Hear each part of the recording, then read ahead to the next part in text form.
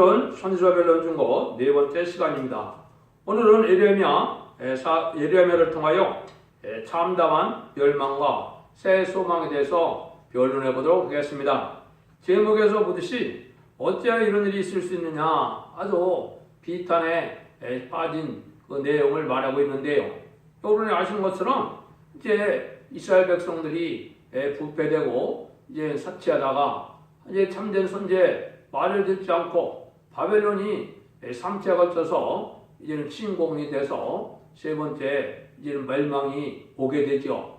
세 번째 침의 멸망이 왔죠. 그런데 그때 참상이 너무나 인간으로서는 눈 두어 볼 수 없는 그런 어려움을 겪었죠.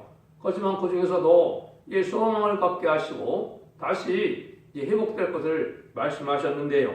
그래서 이것은 이제 그때 당시에 회복이 BC 516년에 1차적으로 일어났지만, 물론 이제 2차적으로 또 이스라엘 백성들이 AD 70년에 망했다가 1948년 5월 14일에 회복되긴 했지요.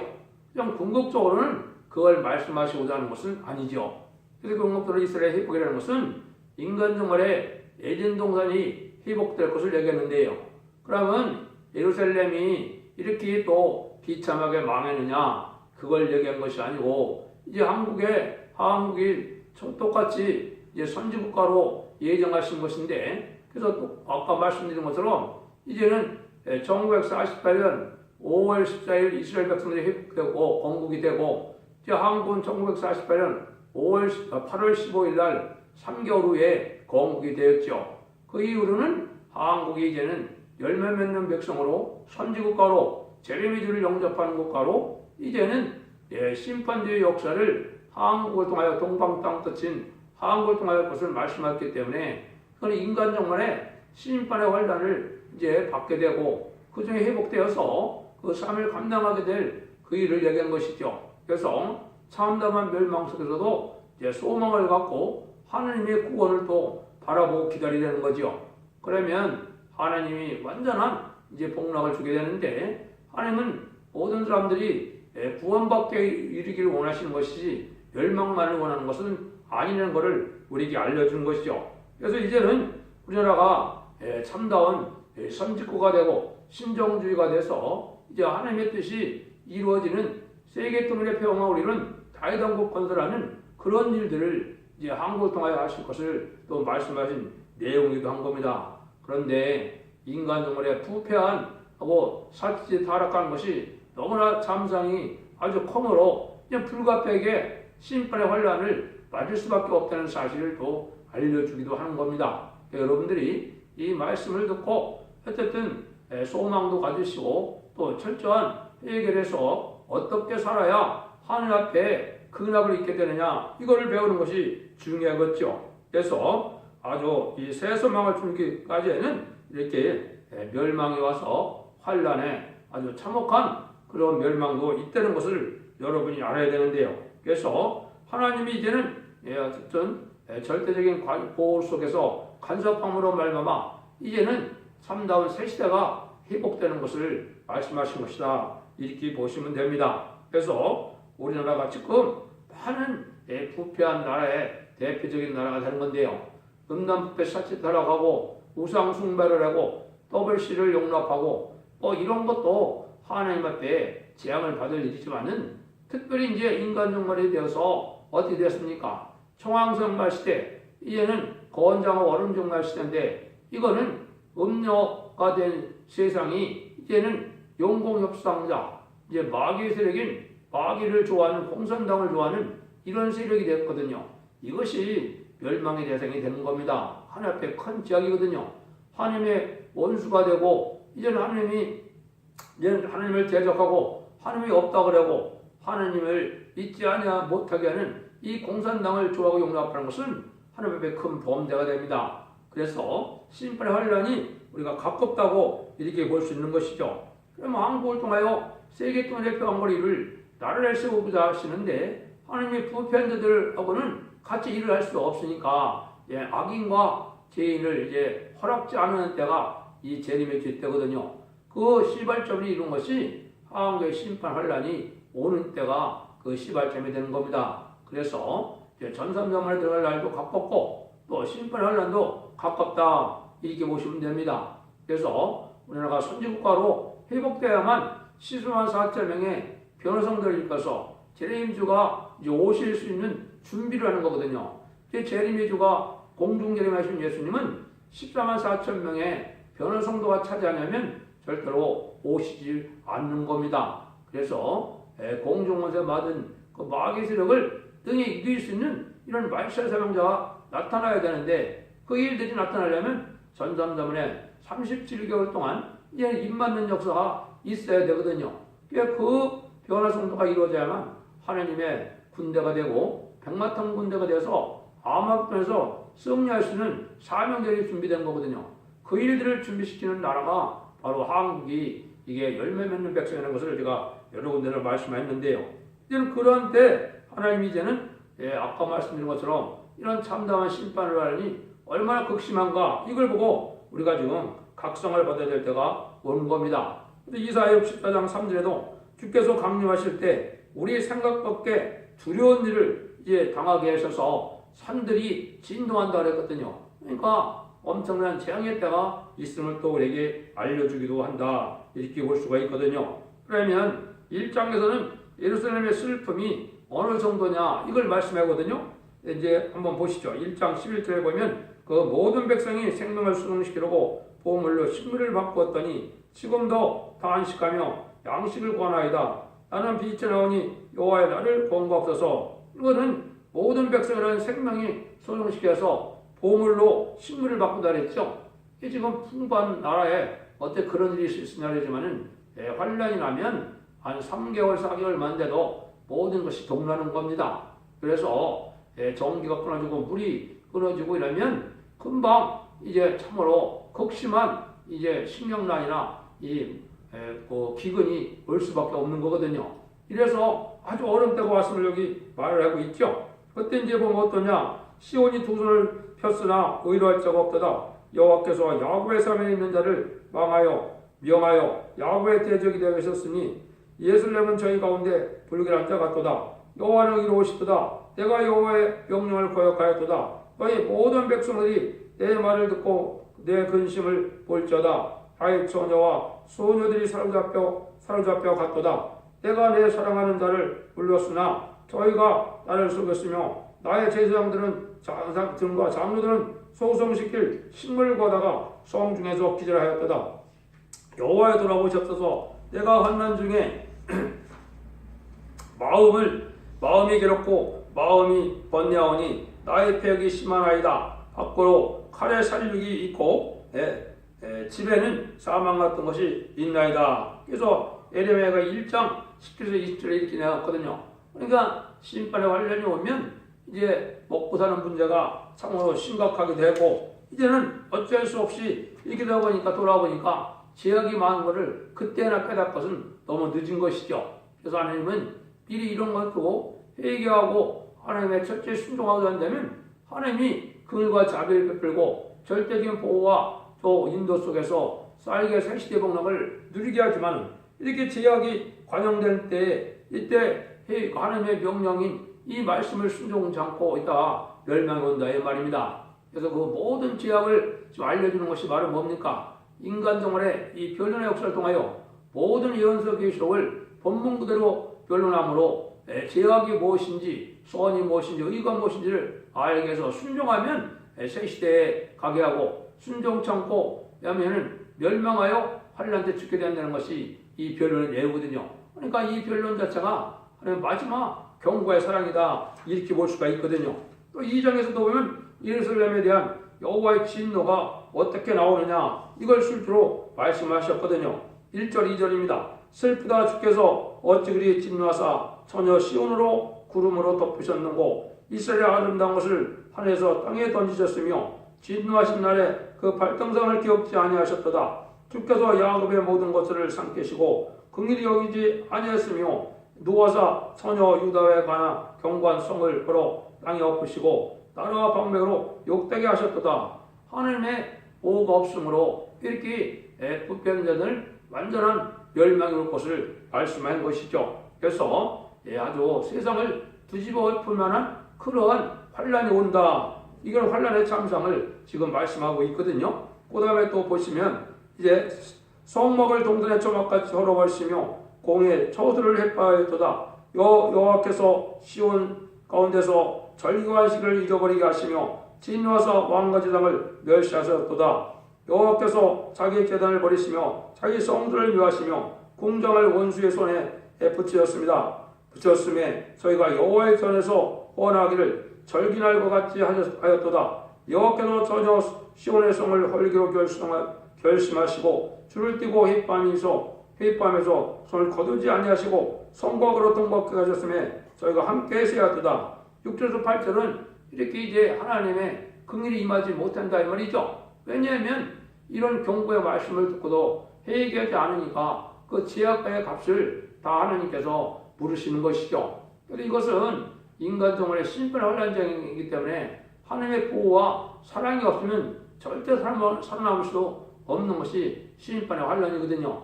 심판의 환란은 이제 한국 남북전쟁과 이제는 수년 후에 있을 3차 세계대전과 아방했던 전쟁, 세 번의 전쟁의 환란으로 심판이 끝나는 거거든요. 그래서 이걸 읽을 때 하나님의 긍휼함을 받으려면 이 말씀을 전할 때 회개해서 의롭고 경건한 생활 속에서 이제는 말씀을 지킴으로 원죄자 문제를 해결해서 축전하는 세대의 축복을 이제 받게 하시려고 이 말씀을 온 생에 전하게 되는데 이 듣지 않는 자들은 이렇게 하나님의 긍휼함이 잊지 못하기 때문에 다 멸망이 오고 만드는 것이죠. 또 얼마나 이제는 참혹한 일이냐. 11절 12절에 보면 내 눈이 눈물에 상하며 내 창자가 끊으며 내 간이 땅에 쏟아졌으니 이는 전혀 내 백성이 패망하여 그 어린 자녀와 젖먹는 아이들이 성읍거리에 혼미하미로다. 저희가 성읍거리에서 상한 자처럼 혼미하며 그 어머품에서 혼이 떠날 때 어미에게 이르기를 곡식과 포도주가 어디 있느냐도다.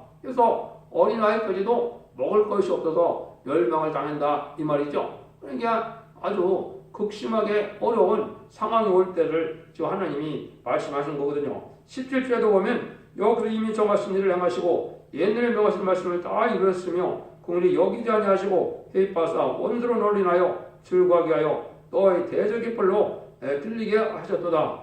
하나님이 예정된 섭리는 이렇게 부패한 자들은 악인들은 지금까지는 하나님이 잠잠해 계셔서 악을 허락하는 시절이지만은 심판 때는 악인과 죄를 허락하지 않는 시절이라 말입니다. 악의 세력을 없이 하는 때이기 때문에 악의 세력이 없어질 때 악인과 죄는 다 이렇게 완전히 멸망이 오는 것인데 이것이 성경에 예언된 대로 이 말씀된 대로 그대로 된다 이 말이거든요. 그래서 원수들은 오히려 신하는데 원수가 누굽니까? 이 아까 말씀드린 공산당 세력이 하나님의 원수거든요. 마귀 세력이거든요. 마귀 세력은 왜 저렇게 강하게 많은 무기를 준비하게 하느냐? 이 음란부패 살치타락한 사람들 이런 심판하기 위한 도구를 준비했다 이렇게 말씀한 거거든요. 이 공산당 세력은 말세의 사명제예요. 아마겟돈 때 완전히 멸망당하는 것이 이 세상의 종말이거든요. 그런 일들이 하려니까 여기 미리 회개해야 될 것을 지금 말씀하시는 것이죠. 또 이제 한번 보시면 여호와께서 감찰하서 이같이 하셨는지요. 여인들이 어찌 자기 열매고 손에 받은 아이를 먹으며 제사장과 천자들이 어찌 주의 성소에서 살육을 당하려이까. 노인은 다 길바닥에 엎드려서 하며 내 처녀들과 소년들이 칼에 죽었나이다. 주께서 진노하신 날에 죽이시되 긍휼히 여기지 아니하시고 사력하였나이다. 그래서 어떤 상황까지 오느냐.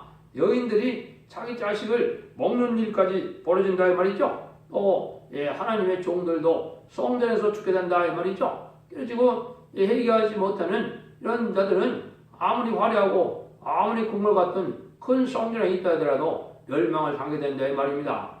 여러분들이 이것을 하나님의 말씀의 경고로 받아들이고 이 시대에 어떻게 사는 것이 하나님의 뜻대로 하나님을 기쁘게 하시는 일인가 이걸 생각하면서 속화되지 말고 세상을 사랑하지 말고 구별된 삶 속에서 의롭고 경건한 삶을 삶으로 하나님의 뜻을 이루는 것이 무엇인가를 생각할 때가 왔다 이 말입니다. 이래서 이렇게 멸망이 있는데 멸망이 오는데 3장에서는 이제 그래도 하나님께서 진노를 이제 그래서 회개하면 소망을 주신다 이걸 중심으로 말씀하셨거든요. 그러니까 3장처럼 우리가 이제는 하나님 앞에 어떻게 살아야 될 것이냐 이걸 이제 말씀하셨거든요. 그러면 21절부터 한번 보겠습니다. 3장 중심에 예상한즉 오히려 소망이 있사오면 여호와의 자비와 긍휼이 무궁하심으로 우리가 진멸되지 아니함이니이다. 이것이 아침마다 새로우니 주의 성실이 그도소이다. 내 심령이 이르기를 여호와는 나의 기업이시니 그러면 내가 저를 바라려 하도다. 무릇 기다리는 자에게 구하는 영혼에게 여호와께서 선을 베푸시는도다. 사람이 여호와의 권을 바라고 잠잠히 기다림이 좋도다. 하나님이 이제 이런 와중에서도 이 복받을 자들은 어떻게 된다는 겁니까? 아침마다 은혜를 받게 된다. 이 말씀을 하시는 거거든요. 아침마다 은혜 받는 방법을 이제 어떻게 예언을 했냐? 다른 성경에도 여기도 나오지만은 몇 군데만 찾아봐도 아침마다 하나님이 은혜 베푸는 방법을 얘기하시거든요. 스바냐 3장 5절에도 이제는 그 중에 거하시는 여호와는 의로우사 불을 행치 하시고 아침마다 간단없이 자기 공의를 나타내시거늘 불의한 자는 수치를 알지 못하는다 그랬죠. 아침마다 하나님은 공의를 나타낸다 이 말이거든요.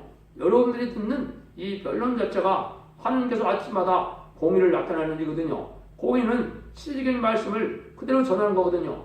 예언의 말씀을 읽고 듣고 지키는 자들이 복 있다 하신 말씀대로 이제는 그 복을 누리게 하려고 모든 예언서 계시록의 내용을 오랜 시간 동안 알지 못하던 내용들을 다 알게 하는 일들이 아침에 이루어진다 이 말이거든요.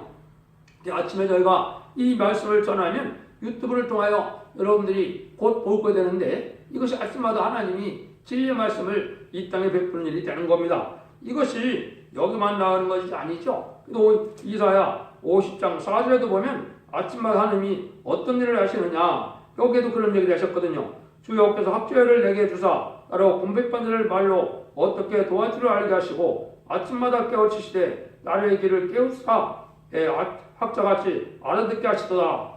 아침마다 하나님이 학자여로 깨닫게 하기도 하고 또 알아듣게 된다 이 말이죠. 이 말씀이 바로 그 말씀을 응하는 겁니다. 그래서 아침마다 이 진리의 말씀을 온 세계에 전파되게 하고 이 말씀을 듣는 자들은 학자를 알게 되게 해서 이제는 하나님 회개하고 이제는 말씀을 지켜 이제는 하나님 앞에 간구하면 하나님의 긍휼이 임함으로 죽지 않고 색시돼가는 그런 일이 벌어지는 것이죠. 그래서 이사야 성경에서도 이사야 3장 13절에 보면 하나님께서 일어나시는데 왜 일어나시느냐? 변론하러 일어나신다. 변론하시고 심판하신다. 이렇게 되어 있거든요.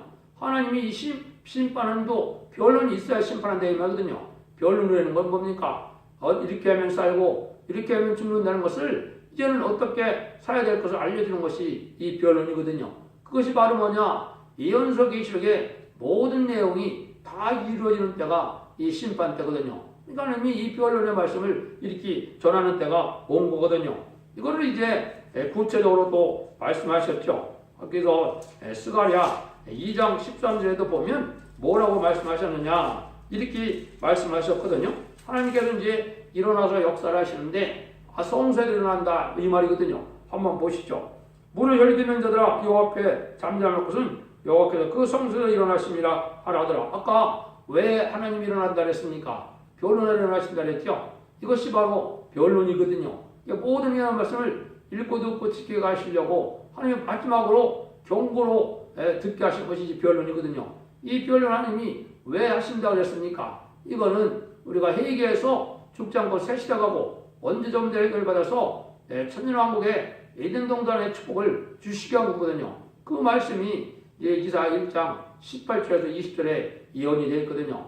보라 서로 변론하자. 뭐라 그럽니까? 너희 죄가 주홍같이 일지라도 눈같이 일 것이요 너희 죄가 지홍같이라도 양털같이 이게 되리라. 즐겨 순종하면 아름다운 소산을 먹게 된다 그랬죠. 그러니까 원죄점 대를 껴서 아름다운 소산을 먹는 것이 바로 뭐냐? 에덴 동산이 회복돼서 이제는 새 시대의 복을 누리게 된다 이 말입니다. 그러니까 이런 마지막 심판의 환란장 때 이제는 하나님께서 구원받기를 원하시므로 하나님이 이 예언의 말씀대로 하나님은 진리 하나님이기 때문에 모든 예언의 말씀대로 1.1도 강함없이 응하고 이루어지게 되는 것이거든요.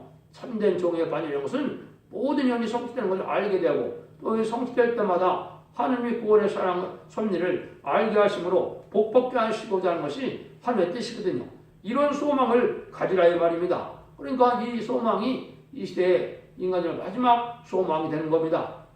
그래서 예언에는 징조의 예언이 있고 하나님의 약속의 예언이 있고 실천의 예언이 있는데 모든 징조의 예언은 이제 20세기까지 다 성취가 됐거든요. 그래서 이제는 실천적인 예언의 말씀이 이제 응해서 이제 1세기에 하나님께서 이방인에게 구원을 주는 역사가 마가의 다락방을 통하여 시작이 됐죠. 21세기에 다시 이제는 이방인인 공산당이나 하나님 알지 못하는 자들에게까지 다시 변론해보로 이제는 새 시대가 이루어지는 것을 뜻했거든요. 1세기의 율법 시대에서 이제는 은혜 시대로 온 것처럼 21세기 초에 이제는 은혜 시대에서 환란 시대, 심판 시대를 거쳐 천년왕국의 시대가 올 것을 말씀한 거거든요. 지금 그런 시대에 우리가 살고 있음을 우리가 알아야 된다 이 말입니다. 그런데 이제 이런 해결을 하지 않으면은 사정에 또 이제 하나님께서 어떤 참담한 일이 있느냐 이걸 또 사정에서 얘기를 하시거든요. 한번 4장 4절 5절입니다. 젖먹이가 목말라서 혀가 입천장에 붙으며 어린아이가 떡을 구하나 떼어 줄 사람이 없도다.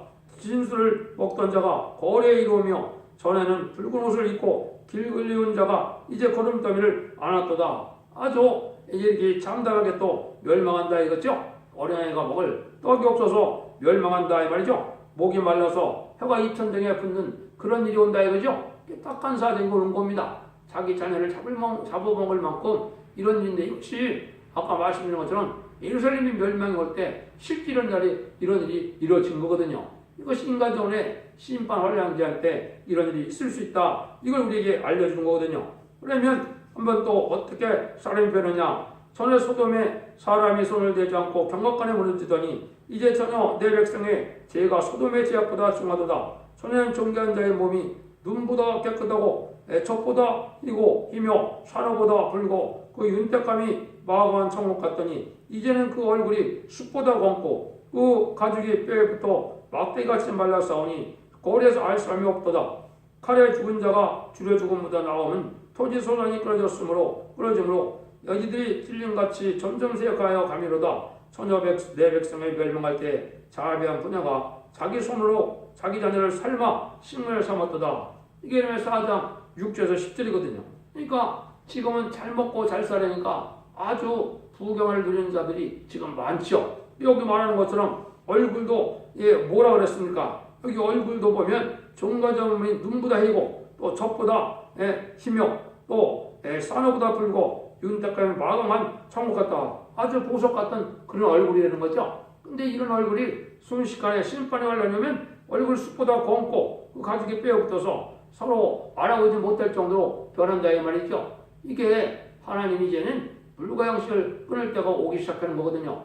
전삼전문에 들어가면 하나님이 택한 정도를 모아서 무장시키는 일도 있지만은 전 세계적으로는 이제 환란지향 때 기근이 오게 되는 겁니다. 말씀의 기근도 오고 육적인 기근도 오기 때문에 점점 쌀겨울은 때가 오는 거거든요. 이렇게 돼서 하나님이 마지막 때는 이제 하나님의 보호와 사랑이 없으면 살 수 없는 그런 때가 오는 거거든요. 그런 날이 이제 이렇게 변화가 순식간에 왔다 이 말입니다. 여기서도 뭐래? 칼에 죽은 자가 줄여 죽음보다 낫다 그랬죠? 여러분들 이제 굶어 죽는다는 것이 얼마나 힘든 겁니까? 아프리카나 이런 참상을 보면 그런 걸 지금도 볼 수가 있죠? 이렇게 어려운 때가 오는 것이 인간 종말이라는 겁니다. 그래서 여기에 이제는 여기도 또 뭐라 그래? 자비한 자녀도 자기 손으로 자녀를 식물로 삼는다고 그랬죠? 이게 이제 사람이 미친 자와 같이 되고 이제는 환장한 자가 돼서 이게 자기 자녀를 삶아 먹으면서도 이걸 죄로 깨닫지 못하고 그런 일이 벌어진다 이 말이거든요. 그러니까 이게 아주 참담하도 보통 참담한 실상이 아니거든요. 이게 심판의 환란지향 때 이런 일이 있다는 것을 우리가 알 수 있는데 이때 그 길을 위한 기도를 해라 이 말이죠. 여기 보면 5장에는 주님의 열기로 인하여 우리의 피부가 아궁이처럼 검은이다 까매진다 이 말이죠. 여호와여 우리가 주께 돌이키소서 그리하면 우리가 주께로 돌이키게 하사오니 우리의 나라를 다시 새롭게 하사 옛적 같게 하옵소서. 주께서 우리를 아주 버리셨사오며 우리에게 진도하심이 득심하나이다. 그래도 우리를 회개시켜서 이제는 다시 하나님의 긍휼을 잊게 되려는 기도죠. 이게 이제 우리가 바로 사는 길을 알려주는 것이죠. 지금 말씀드린 것처럼 도저히 상상되지 않고 잊을 수 없는 이런 일이 되는데 심판하는 자에게 되는 것은 하나님의 긍휼함을 이제 베풀지 않은 때이기 때문에 이렇게 참담한 멸망이 올 수밖에 없다는 겁니다. 그래서 이 시대에 참으로 빨리 회개해서 의롭고 경건한 삶 속에 진리 말씀을 지켜서 이혼의 말씀을 읽고 듣고 지키는 것이 왜 복인가를 깨달아서 여러분들이 죽지 않고 새시다가오 죽지 않고 재림들을 영접하는 이런 영광을 보는 이런 성도들이 되어야 될 때가 왔다는 것을 지금 말씀드리는 겁니다. 그래서 하나님을 경외하는 자들은 물과 양식이 공급되어서 아무 이런 재난을 받지 않지만은 이제는 그렇지 않으면 멸망이 온다는 것이죠. 근데 이사야 33장을 보면 이때 살아남는 자들은 어떤 삶을 살아야 되느냐, 이 33장 15절에 이렇게 되어 있습니다. 첫 번째, 의롭게 행하는 자. 두 번째, 정직지 말하는 자. 세 번째, 토색한 자를 가증히 여기는 자. 네 번째, 손을 흔들어 뇌물을 받지 아니하는 자. 다섯 번째, 귀를 막아 피 흘리며 하는 꾀를 듣지 않은 꾀를 듣지 아니하는 자. 여섯 번째, 눈을 감아 악을 보지 아니하는 자. 이렇게 됐거든요. 이런 자는 16절에 물과 양식이 공급되어진다 그랬거든요. 그러니까 하나님이 이렇게 의롭고 경건한 삶 자체가 변화되지 않으면 참대한 기독교인이 아니고 하나님의 백성이 아닌 겁니다. 주님께서도 마태복음 13장에 이젠 씨 뿌린 자에 들었을 때 좋은 밭에는 어떻게 해요? 30배, 60배, 100배를 내는 그런 결실이 나타났죠. 그 좋은 밭이 뭡니까? 좋은 밭은 마음이 온유하고 겸손한 밭이 돼야 이 진리의 말씀을 받으셔서 열매를 맺게 된다 이 말입니다. 강박하고 완악하고 이거는 마귀의 이런 지배를 받는 이런 세상이 된 거거든요. 왜 세상이 완악하고 강박해지고 악해지느냐? 진리 앞에 순종하는 자가 없기 때문에 그런 겁니다. 진리 앞에 순종하면 온유하고 겸손하고 부드러운 마음이 돼서 하나님의 백성이 되고 하나님의 백성단 중에 충성과 진리를 다할 수 있는 이런 자에게 사명을 줘서 하나님께서는 그들에게 보상을 해주고 하나님이 상을 주고자 하는 것이 하나님의 뜻이거든요. 이래서 지금 진리 앞에 순종하는 자들이 없기 때문에 이 사랑이 없는 세상이 자꾸 돼가는 때가 온 거거든요.